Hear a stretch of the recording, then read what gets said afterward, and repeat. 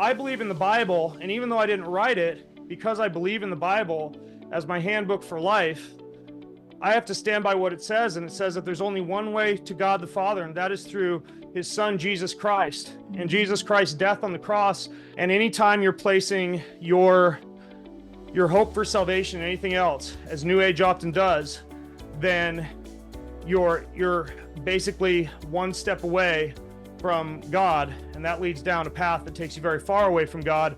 So I think the number one thing to think about when you're dealing with New Age concepts is stepping back and asking yourself, is this rooted in the one true God and the only salvation that's attainable for us as human beings? I love that. I love it. And I love it to hear it coming from you, because I believe so many people in that biohacking, space, because it's just so easy, like you said, to be pulled down those rabbit trails.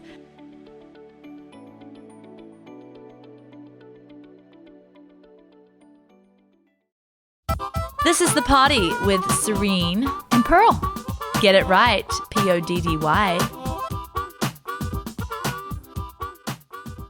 Hey, we are so thrilled and honored to have Ben Greenfield with us today. He is right there walking on his treadmill because he doesn't waste time. Hey, guys, can we have that in our budget? Put a couple of treadmills in here for us? Yeah. Do it.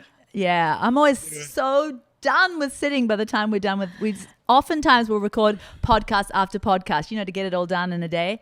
Whew. But Ben, we are... You should put your couch on a treadmill. There's got to be a way to do that. We're kind of like geeking out that we have you on our show because to us, in the world of biohacking, you are kind of like the king out there, and we've followed you. You probably don't know who the heck we are, but we know who the heck you are. Some people in our audience might not know who the heck you are, so we want to introduce you, because in the biohacking world, and I want to talk about what that is as we go through, you're kind of the guy that has done a lot of things, and you kind of lead a lot of people in the edgy health world. Am I right about that? I guess. I think there's people that are a lot edgier than I am, but let's roll with it. Okay. Serene, He's humble. Read the He's bio. humble. I'm going to read the bio. Ben Greenfield is a health consultant, speaker, and New York Times bestselling author of a wide variety of books, including the widely popular titles Boundless Kitchen, love. He's a world-renowned biohacker, as Pearl's been talking about. Ben's mission is to serve those who, like himself, desire to live life to the fullest, experience deep meaning, purpose, happiness, fulfillment, and connection, explore and enjoy God's great creation, and discover how to achieve full optimization of mind, body, and spirit with boundless energy. Ben lives in the inland northwest with his wife, Jessa, and twin sons, where he spends his time savoring all of God's creation. Sounds like a great life. Yeah, it's all right.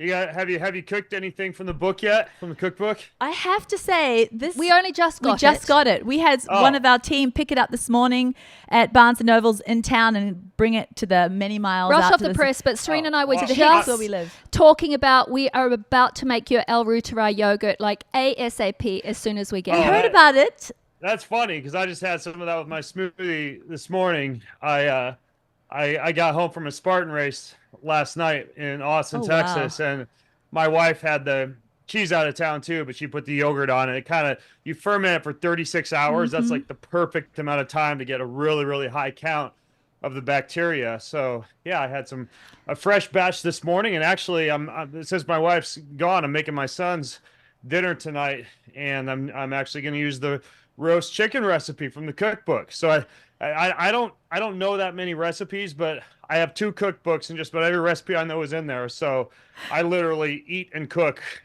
just about everything that's in there. I love a king's life. These recipes look absolutely amazing. I love the book because I said to Nate, our guy, who helps us with our podcast, I said, can you please get us that book ASAP? Because we have this eating plan, and everything in your book was like right along what, you know, we promote and what we encourage. So, I mean, we would so encourage all our listeners and viewers to get this book. It's absolutely incredible. And your ferments, we are big kefir nerds, but we're just into this world of ElRudai yogurt. Stream's been making We heard kefir about for- ElRudai yogurt, you know, a while back, but always the recipes were just complicated and annoying, but you kind of put it out there. I'm like, okay, I can follow this. This is going to be fantastic. Hey, tell us what... It's not that. Plus, once you make it once, Yeah. you don't have to do anything with the probiotics. You just use a little spoonful of the yogurt that you already made for the next batch. So it's like, set it and forget it.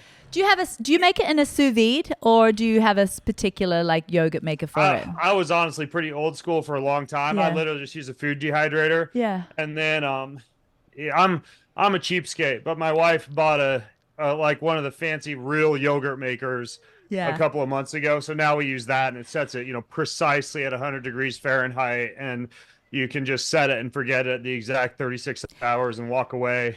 And I have to admit, it does do a better job than the food dehydrator, because dehydrators don't necessarily keep the temperature even. Like it's very approximate.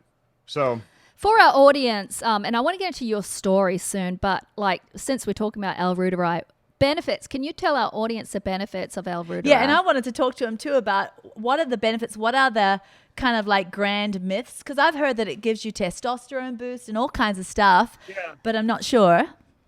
Yeah, I make that yogurt with actually not just ElRudai. I use 3 different probiotic strains. Oh, okay. So the ElRudai, you can just buy that on Amazon or whatever. BioHacker is a good brand, but the little ElRudai tablets are expensive. So that's why it's useful to just like make the yogurt once and then use the batch from the previous yogurt to make it again. But if you have bacterial issues, especially if you have gas and bloating or SIBO, small intestine bacterial overgrowth, you can add 2 other probiotic strains to the yogurt to make it even better. One called Saccharomyces boulardii. Same thing, you just buy the capsules and you break them open into the yogurt. And then that's the the other yeast, one, right? That's the yeast fungal one. Yeah. Yeah, exactly. I love it. And then the other one is lactobacillus strain. And you put all 3 of those in the yogurt. We use goat's milk for ours, but if you're dairy free, you can use coconut milk. The coconut milk doesn't make it quite as thick. So after you make it, it can be good to like stir a little bit of gelatin in while it's still warm. Yeah. And then once you refrigerate that, it sets really nicely. So I like to use all 3 strains, but the most beneficial one is the one that you were talking about, ElRudai. And I didn't know that much about ElRudai until I interviewed this really fantastic doctor. I've had him on my podcast a few times. His name is Dr. William Davis. Yeah, big fan of his, yeah. Yeah, he specializes in helping people with their guts. And he found that eating the equivalent of about a cup of this yogurt every day, sometimes as little as a half cup actually, for 4 weeks could eradicate this small intestine bacterial overgrowth and gas and bloating in his patients. But the side benefit of the ElRudai was better hair, skin, nails. It results in a release of oxytocin, which is kind of like the feel-good hormone that you might release. You know, like a woman produces it while breastfeeding, or both sexes produce it during sex. You produce it when, you know, shaking hands, touching other humans, hugging, etc. So it almost has this mood enhancing effect.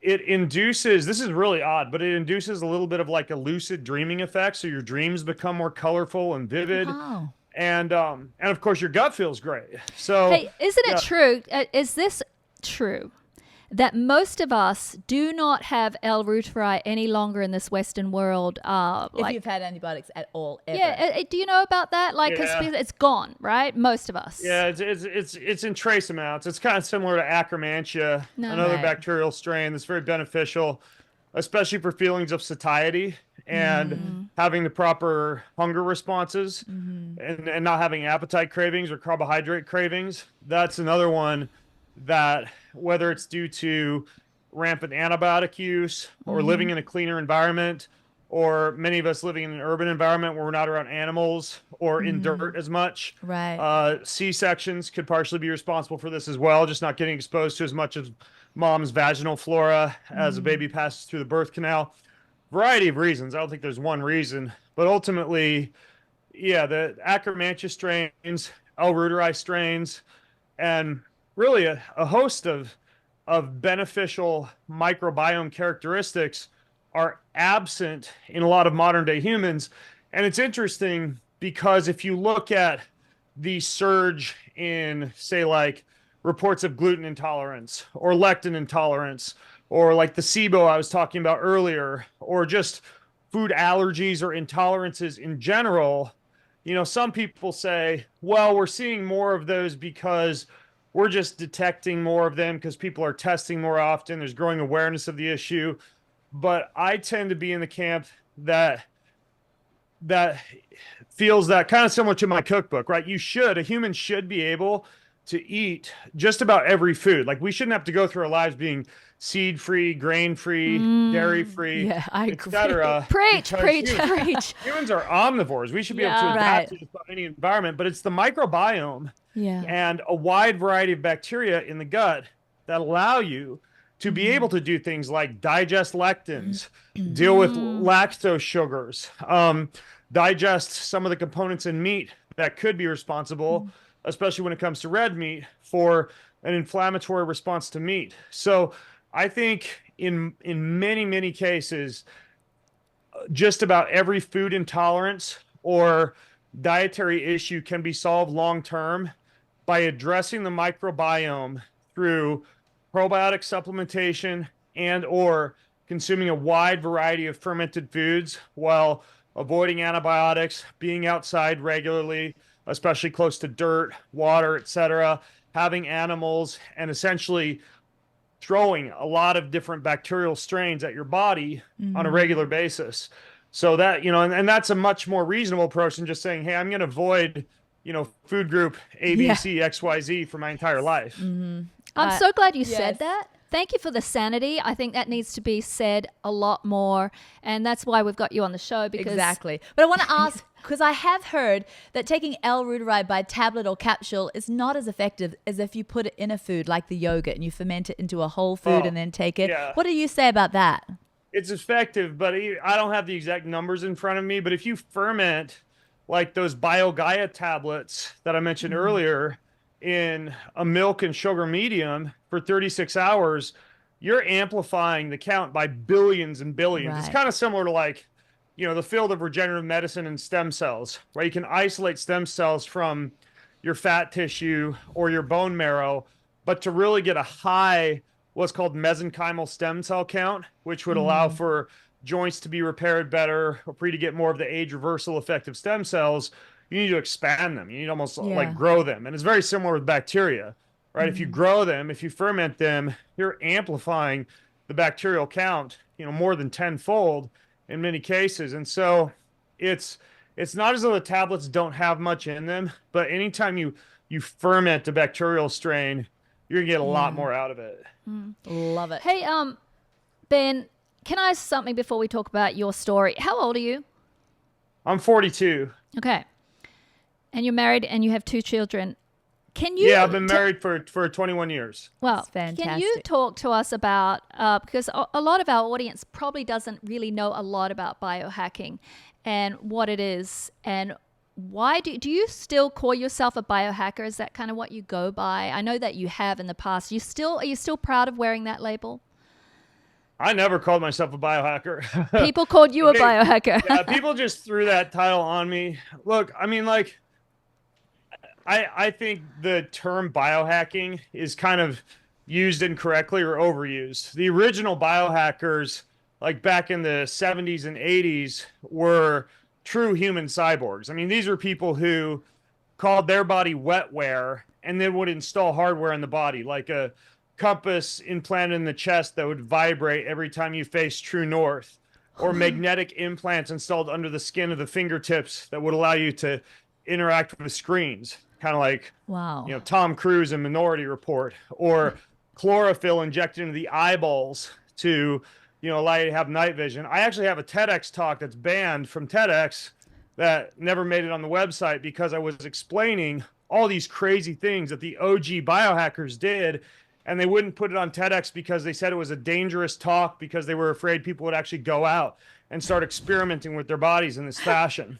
And so now people will call you a biohacker if you like to put ghee in your coffee or like Sure. shine red light on your balls or something. Yeah. And I mean, like, in my opinion, that's not really biohacking. That's just like cooking and using light. But By the way, do you reckon that works or not?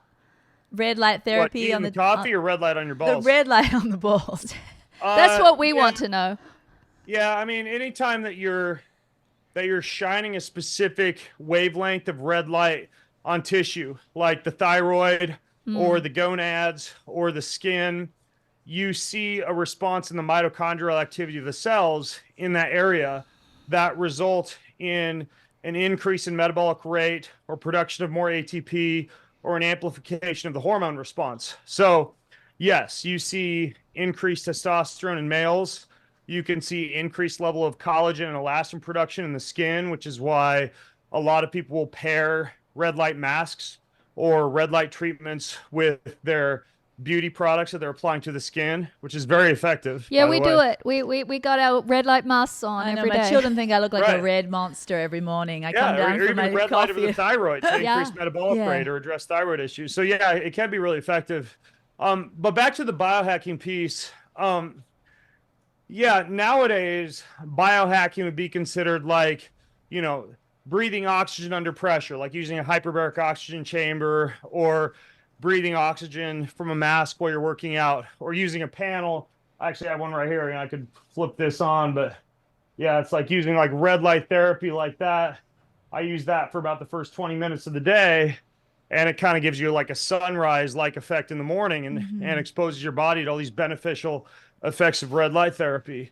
Or, using like, advanced water filtration technologies to drink more pure water, or taking certain supplements that might have a age reversal or age slowing effect, or using saunas or cold thermogenesis. Like, it's interesting because if you look at a lot of these biohacking technologies, they kind of simulate or amplify or magnify what we would get in nature, right? Like red light panels or infrared saunas are kind of simulating sunlight, or grounding and earthing mats, or what's called pulsed electromagnetic field technology, which a lot of people will use to fight inflammation or help joints to heal. That simulates the natural electromagnetic frequencies we would get from being in touch with the surface of the planet, right? Or fancy, structured water remineralization technologies, that's simulating what we might find with good, clean, pure water close to nature, such as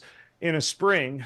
Or infrared sauna or sauna practices or cold thermogenesis and cryotherapy practices are simulating a lot of the temperature dysregulation our ancestors would have experienced prior to an industrial era in which we are able to live in comfortable temperature controlled environments.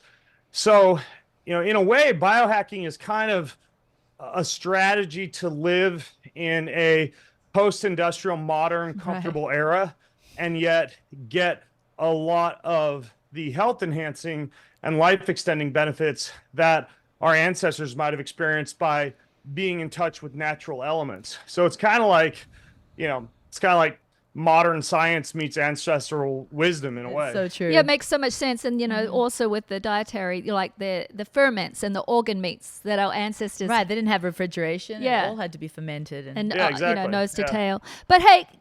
That's what I love about his cookbook Yeah. too, nose to tail. So many wonderful organ meat recipes. Yeah, because which we organ just meats love. are hard for those who are not used to them. Like our parents grew up on them and stuff, but for those of us who didn't, they're hard to take. But you've made a lot of them tasty in your book. It looks like. Mm-hmm. Yeah, I mean, I consider organ meats to be kind of like nature's multivitamin. Yeah. And if you look at a lot of like, ancestral tribes or hunter-gatherer populations, organ meats were kind of a prized part of the animal, because even though they might not have had, a way to use mass spectrometry or liquid chromatography or something like that to analyze the nutrients in a specific part of the animal, I think there was kind of an intuitive knowing that you tended to have better health when you consume things like the bone marrow or the bone broth or the liver or the heart or the kidneys or like the sweetbreads, like the thymus gland for the immune system. And in many cases, especially in, for example, Native American populations, the meat was the least favored, right? A lot of times that went to the dogs, or at Wow. least was the component of the animal that was the least prized versus a lot of the, we call nowadays the offal, the OFFAL, or Yeah. the throwaway parts of the animal you can often get for less expensive from the butcher or from, wherever you're getting your meat. So, the idea of organ meats is that they're very high in fat soluble vitamins like A and D and E and K for, bone mineral density or for proper hormone function. They're also very high in the amino acid glycine. That's important because you'll find very, very high amounts of the amino acid methionine in the meat portion of the animal. And a high methionine to glycine ratio is actually associated with increased stimulation of a pathway called mTOR in the body, which can actually shorten lifespan if excessively stimulated. And so if you're eating meat, there's a pretty good case to be made for getting adequate sources of glycine in the diet. And I think the best, most natural way to do that is from organ meats. But, as you guys alluded to, sometimes they don't taste that great. They can kind of have like a gamey flavor. A lot of times a little bit of an off-putting, aroma or flavor. But yeah, you can make them taste good. There's many ways to do it. You can start with very simple, kind of like, mom might have hid vegetables in your spaghetti sauce. You can take liver and you can soak it in a dairy medium. Dairy is very, very good for soaking organ meats. Buttermilk is traditionally used to make great moist fried chicken, but it's also a wonderful soaking medium to soak organ meat like liver in for anywhere from 2 hours up to 24 hours prior to cooking it. It also has the side benefit of having natural enzymes in it that help to tenderize some of the collagenous components of an organ meat. So it's especially good for a very, collagen tough meat like or tough organ like heart, for example. Yeah. Next up from buttermilk, though, even better is kefir. I actually make dairy kefir. I don't drink a lot of it or use it in my smoothie much, but I use it as my marinade Wow. when I'm going to make organ meats for the family, or when I'm going to, back to the hiding vegetables in the spaghetti sauce analogy, I will actually soak liver for about 24 hours in kefir and then rinse it, put it into a blender, and it looks kind of nasty when you blend it. But then I pour that into little frozen molds. Yeah. I just use the Reese's peanut butter cup molds from Amazon because they're kind of a perfect size.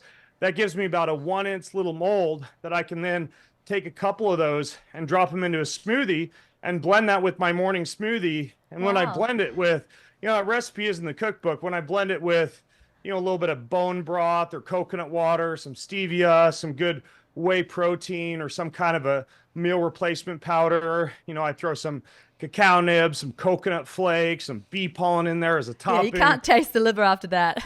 No, it tastes like ice cream. It's fantastic. You know, That's it's actually so what funny. You I say had that for breakfast this morning. you say it tastes like ice cream, but see, I have this recipe I call Yuck Yum. I throw everything, just like you said. It sounds so yuck. You're going to the nth degree of yuck. It must end in yuck, but somehow out pops yum. Like, it's delicious. Yeah, as long as you In fact, got a this little is bit what of this is. stevia and monk Yeah. fruit or like allulose or really good sweetener in there, it's fantastic. And that's really, but that's not, I don't consider that to be fancy cooking. That's just kind of soaking and blending, but it's easy. But then you could take things to the next level and like soak the liver like I was talking about before. But then, for example, I will rinse that and dry it out and give it a nice rub, like some salt, some garlic, some thyme, some rosemary, etc. And you can thin slice that and fry it in butter with some onions and mushrooms. And, you could even throw a little bit of bacon or other meat in there and make a nice, meat dish for dinner or organ dish for dinner. Liver and onions is like what the Yeah, generation it's before good. us grew up on it. And you know Yeah. what? they didn't have methylation problems like so many of us with the genetic SNPs. We're like, oh, take this supplement, take all the B vitamins, but then there's liver sitting there like, what about me? I'm going to fix you, right? Yeah, I'm glad you brought that up. Very bioavailable source of natural folic acid, which for someone who might have methylation issues can be fantastic for feeling a lot better. Another example would be heart. Heart is very rich in not only a lot of these fat soluble vitamins and a lot of the collagen and amino acids that are useful for muscle and for joints and for skin and hair and nails.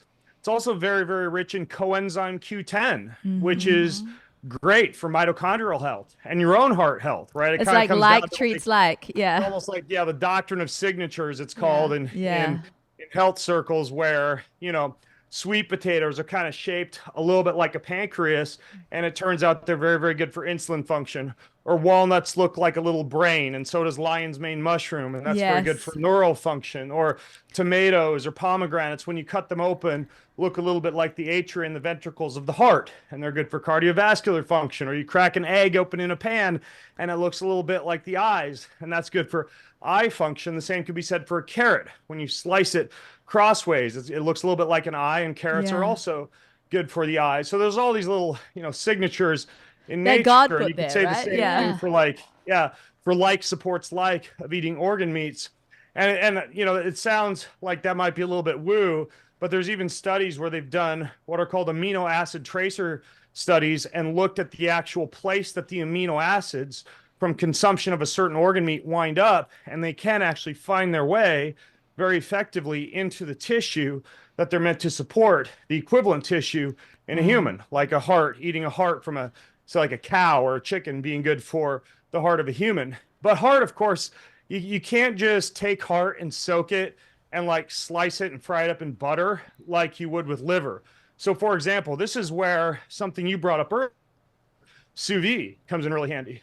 Because sous vide, like a water bath, and I just use a very dirt cheap wand called a Joule, Joule, that I get from Amazon for this. And then I get some heat resistant bags that don't put plastic into the food. You don't want to use Ziploc bags or food saver bags. There's one brand called Stasher. It's a really heat resistant bag that doesn't result in plastic building up in your food. That's the one that I use. And so I'll take heart and just put it in at like 7 a.m. in the morning when I'm getting up and making coffee into the sous vide bag. And I've already soaked it the day before in kefir or buttermilk, rinse it off, put it in the bag, and I just let that go all day. And then when dinner time comes around, I'll take it out of the sous vide bag and then slice it in the same way that I might the liver, and then fry that up again in butter or ghee or olive oil. And it's fantastic and super tender. Other things. Yeah. Our mother would not make meatloaf unless she did a lot of ground heart in the meatloaf. That was her trick. That's the other She would thing you grind can it do. up. I was going to say is, some companies will sell this, like a company here in the U.S., U.S. Wellness Meats, another company called Force of Nature. They'll send you your ground beef, but it's ground up with a little liver, a little kidney, a little heart. So you're getting your organ meats right there in the beef when you make your burgers or your meatloaf or your meatballs. Another really interesting one that I actually really like is kidney. And same thing, you really got to soak kidney, not only to draw some of the toxins out, but also to get some of that gamey flavor out of it. But I'll sous vide kidney for a shorter period of time, like just a couple hours. So if you do it for too long, it almost turns into mush, which I honestly don't mind. Just taking kidney mush and smearing it over sourdough bread. It's really good. But, my sons and my wife don't like to eat mush for dinner. So I'm a little bit more careful with the kidney, but same thing. You can sous vide that for a little while and then fry it up. So that would be an example of organ meats. And then you get into bone broth, very easy to look up recipes for that. And we'll make bone broth. Like when I make chicken for the family tonight, I'll take the carcass and I'll crock pot that overnight with some onions and bay leaf and thyme and vinegar and make a bone broth.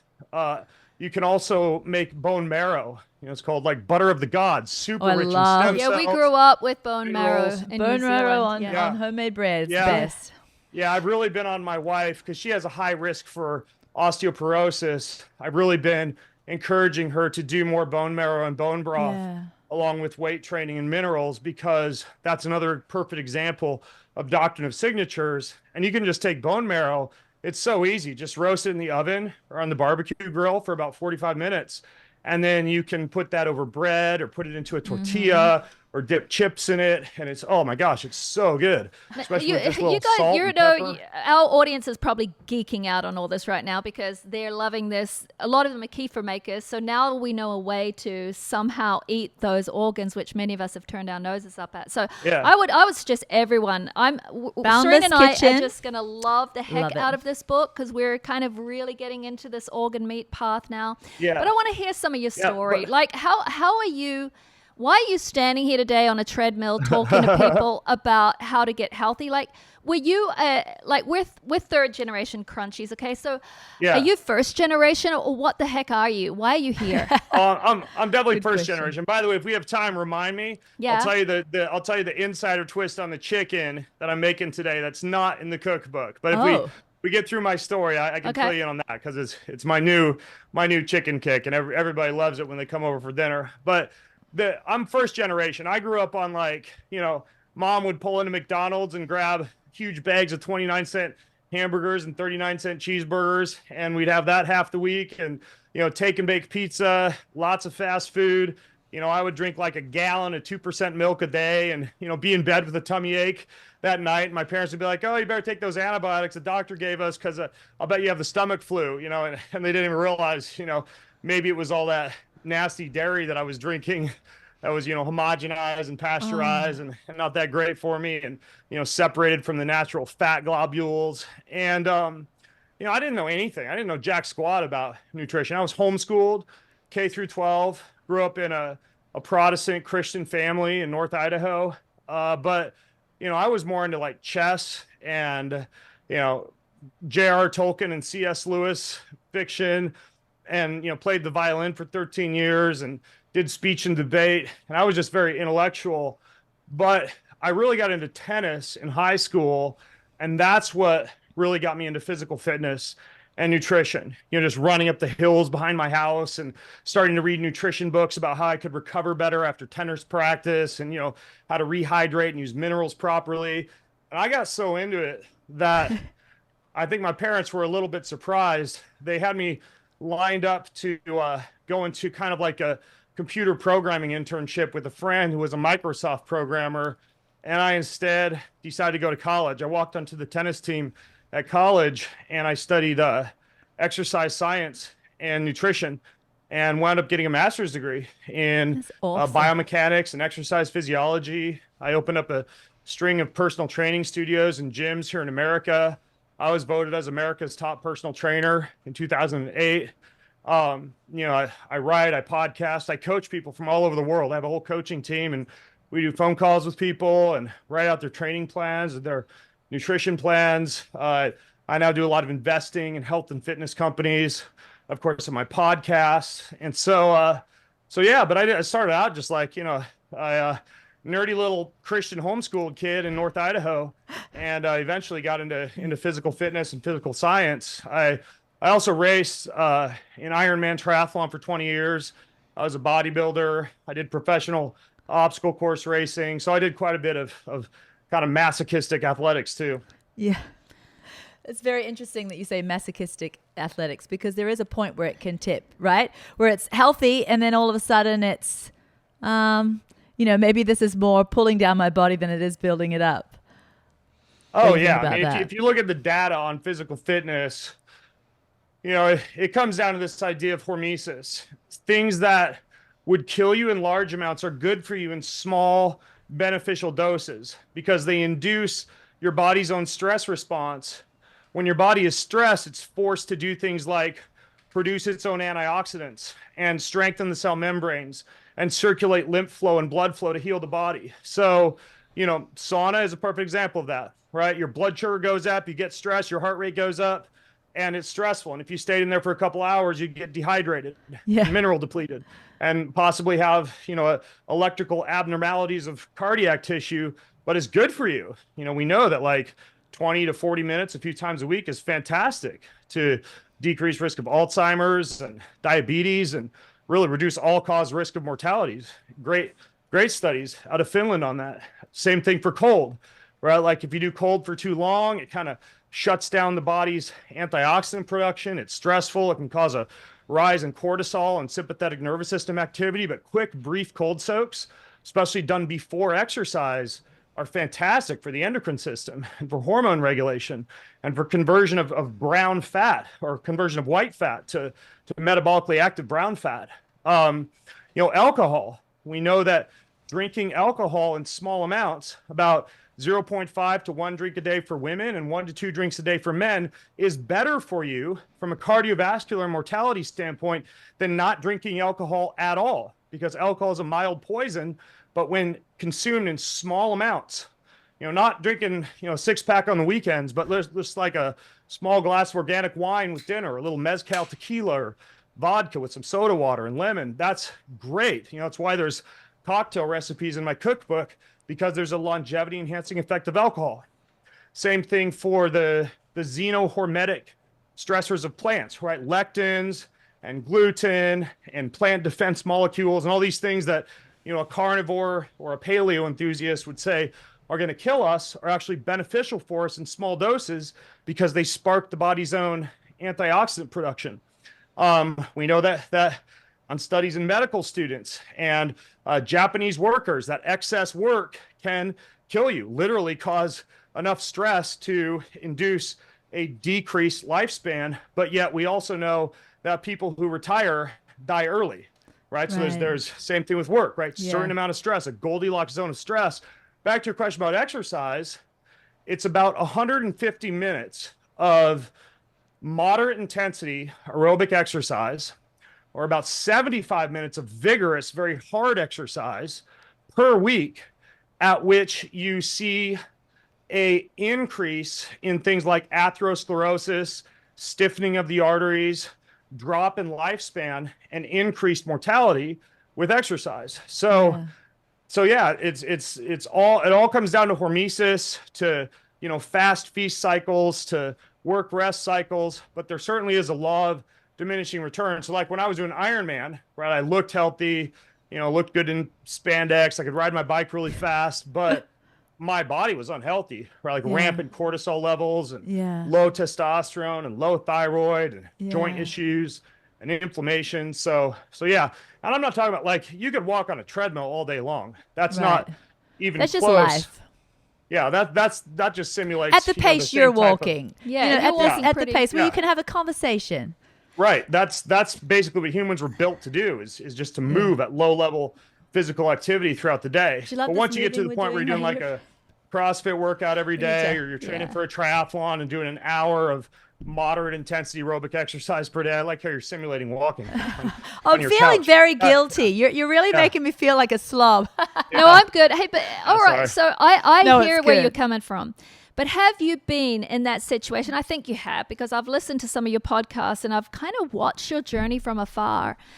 Have you been to that place where this whole, even though you don't call yourself a biohacking, this whole pursuit of health and the business, because you're in the business of health, everything has kind of got to a point where it kind of overtakes and you kind of lost the plot and you had to find that grounding again? Was there a moment that happened for you? Well, it could certainly become an obsession, meaning, 6-pack abs and, higher VO2 max and, doing the next Ironman triathlon. For me, I would say it kind of alludes to what I was talking about earlier. I wrote my first book, Beyond Training, when I was kind of towards the end of my Ironman career and realized that my body was super messed up from all the exercise, from swimming and biking and running, and paying a lot less attention to rest, restoration, family, spiritual fitness, my relationship with God and my wife and my sons. And I was kind of obsessed with competition and performance, and would have even said that performance was synonymous with health and longevity, which it isn't. In many cases, performance kind of flies in the face of health and longevity. That's interesting. Right? Based on that Goldilocks zone I was talking about earlier. So for me, it was kind of, once things like blood and biomarker testing became more affordable and available, and I could start doing tests on my body and seeing what all my different levels were at, I realized, oh gosh, like this is definitely too much when it comes to exercise. There's definitely a law of diminishing returns. So yeah, now for me, I I usually do an interview that I'm conducting for my podcast, or like we're doing right now. I'll do one of these just about every day of the week. And I'm usually walking on my treadmill during that. I've usually got 2 or 3 calls with, different, actors and celebrities and athletes and executives and just regular folks who I'm talking to. Typically that's another hour to hour and a half during the day. And so, yeah, often I'm walking for like 1.5 to 2.5 hours every day, because I do a lot of those calls and stuff while I'm walking, usually outside if it's an audio call, but for us for video, I'll do it inside. And then I play pickleball or tennis with my family 2 or 3 times a week, usually go on some kind of a hike on the weekends. I lift weights for about 20 to 30 minutes 3 times a week, usually just kind of go hard, go heavy, get in, get out. I do some type of high intensity interval training for about 20 to 30 minutes 2 or 3 times a week. And that's pretty good, really. I love so it. just I love brief it. It's spurts so of the hard sound. stuff, some Sounds so sports, sound. and a little bit of walking. It's so good, that you're saying this and you're talking about your relationship with your family and your relationship with God. That's so important. There are some biohackers out there right now that are very famous, and they're doing all sorts of weird stuff. They don't even look healthy. They don't look healthy, and they're pasty taking and their white. children's blood and doing stuff with it. And it's like, there's a point where it gets a little insane, Yeah. right? Yeah, I think that biohacking in many cases can dangerously teeter on the edge of a desperate transhumanistic grasping of life and mortality, or Yes. immortality at all costs. And people will, try to live to 120 years old, And while spending many of those years cold and hungry and libidoless, and Yes. wasting those Yes. years that they're living longer, paradoxically, trying to live longer. I do lots of things still, even though I'm not, exercising like I used to, in insane amounts, but I still, will spend a day out in the sunshine, and, I'm hauling alfalfa down to the goats and hanging out with my family and staying out past my bedtime, and doing things that, a pure biohacker, like, some of those you're alluding to, doesn't do as much of. And really, I think, even though, I have no issue if somebody just wants to live their life in a hyperbaric chamber, cryotherapy chamber, I see the majority. I want to be careful not to like get too negative or gossipy, but I see the family life and the spiritual life of a lot of people who are kind of in the biohacking sector. At least from outside observation, it doesn't seem to be very heavily emphasized. And many of them are divorced or estranged from their wives or their children, or, they don't really have what seems to be much of a relationship with the creator God, or, like a really deep prayer, or, or church or religiosity practice, because it can tend to be a very carnal and fleshly world, and also very selfish world. Yeah, and so it's yeah, like you that. do run into that. Yeah, it's like that verse that I'm reminded of. I don't know exactly where it's found, but it's, the person who tries to gain his life, in the end they'll lose it, because it's almost like a self-worship. Yeah, what in does the it end. profit a man if he Yeah. gains the whole world and yet loses his own soul? Yeah. Hey, but what about this? What about if things get flipped, right? So, you've been on the mindset of getting the most health out of life as you can, and so have we. But we talk to many people who don't have that particular switch in their brain propelling them. And sometimes they have the other part of it. Like, they're Yeah. really into their family and community, and it's like, got to spend time with the kiddos and take the kiddos to the ball game, and then they love all of the spiritual. They love all of that kind of part of life, and they're all about their inside, strengthening their inner man, which we think is the most important. We do. But somehow they think any kind of energy spent on their tent, their earth tent, is carnal and is vanity. And so what happens well, is not necessarily they get- that far. Some of them do, but some people just they don't have that propeller in But their I've mind. seen to the extreme, Yeah. where it's so about like family and God, which it should be, but that they never even take any kind of mindset towards the temple that God's given us here on earth. We've got this one body, it's only going to be one, right? And it's kind of, they start losing the plot at around 40. They're over the hill, and they basically don't have the energy to really give to their family, even though Yeah, they're what all do you about think? their family. Where's the They're burnt balance? out after 40. And you're 42 here with a lot of life yet left to give your family. And so I feel like there is that balancing point. Yeah, I think there's two considerations to the conundrum that you're talking about. The first is that I would definitely agree that family, that your walk with God, your relationship with your spouse and your children is more important than your physical fitness. As a matter of fact, my order of priority in life is as follows: God, my wife, my kids, my health, and my business. Right? So my morning prayer and meditation and devotions and scripture reading comes before me checking in with my wife and having a conversation with her and spending a little bit of time with her. And then our family huddle takes place in the living room where we're talking with the kids and kind of starting off the day on the right foot. And then I go work out and take care of health. And then finally, I delve into business. And I think that one of the things that keeps people from the health component of that is they think of health as like, I got to leave the family and go to the gym for an hour, or just like, go for a run. But I mean, I have a book called Boundless Parenting. And in that book, I describe all the tactics I used, with two babies to train for Ironman, right? Like we'd go to the pool together and do fitness walks together, and I'd go to the gym and I'd be doing push-ups with them on my back, and we'd swing them around, and I had bike trailers where I'd take the kids to a coffee shop, riding the bike and pulling them behind me, and had the jogging stroller. So there's a lot you can do from a fitness standpoint with the kids. And even now, we have family tennis and family pickleball and family hikes. So health and fitness can include the family, all the way down to cooking meals together in the kitchen and teaching your children about healthy eating. So that's one thing. The other thing is, as you kind of described, the idea that the flesh is so carnal that to maintain it could be something sinful or selfish. It has some reasonable aspects to it based on what we were talking earlier about the tendency for the fitness world to be a selfish, fleshly, carnal pursuit if overdone.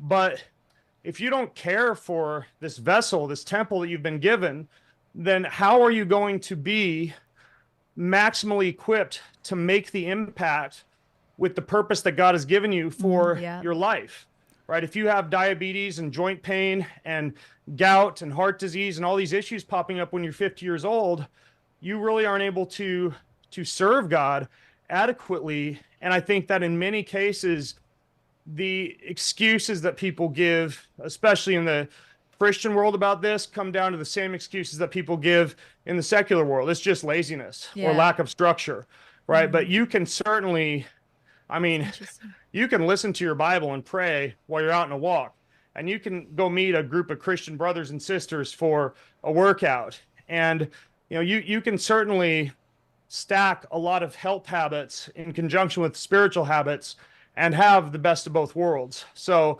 even Apostle Paul said that physical training is of some benefit. It wasn't everything, but he definitely admired, people who would run their race for the Lord. Or even as Psalm says, in King David, in Psalm 19, right? He talks about how the heavens and the stars, like a strong man, run their course with joy.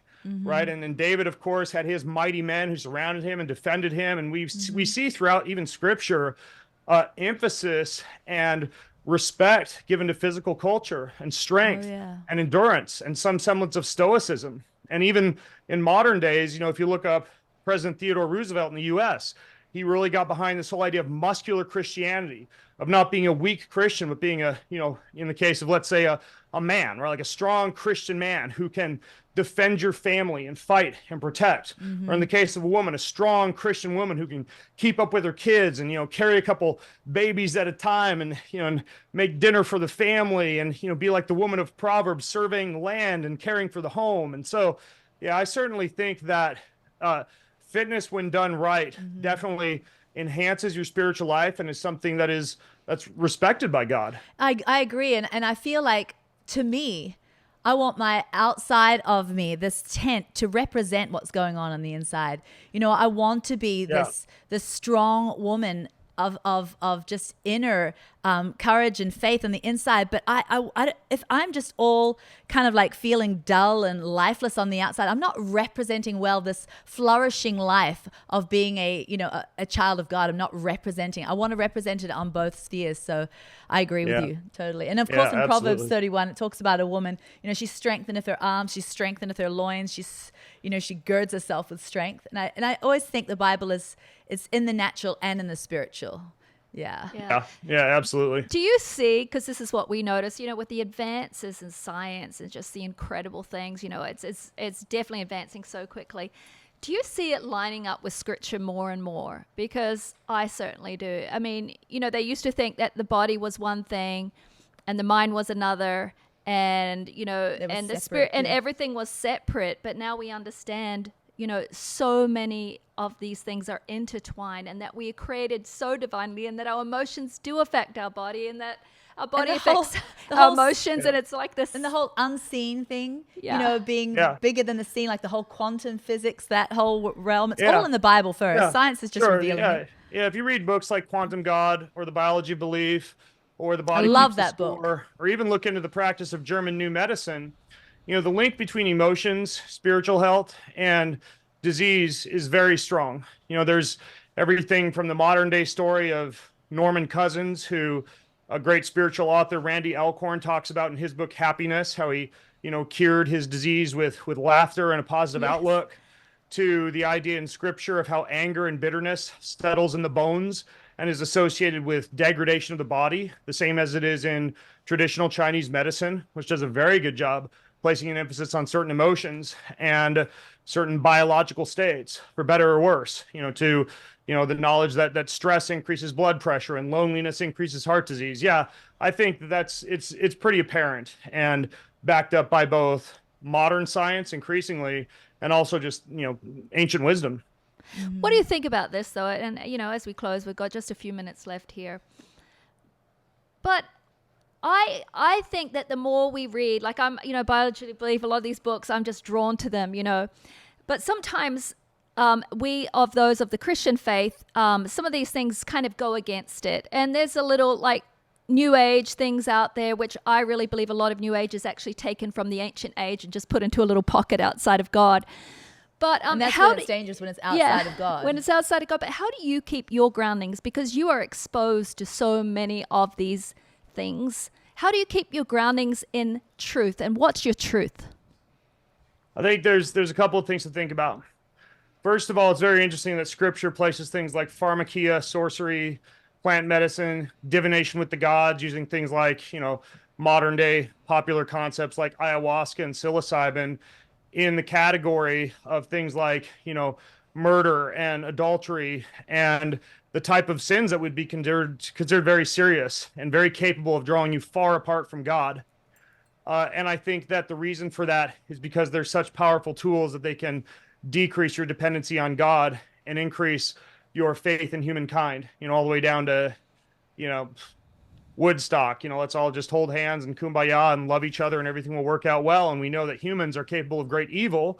As C.S. Lewis describes, we're all capable of being a monster, and when left to our own volition, relying upon our own methods and tactics and tools and new agey spiritual concepts void of God, or at least void of big G God, although often full of little g gods, it can cause a backslide and a falling away from, a rooting of absolute morality and a belief in God. So that's the first thing to be cautious about, is the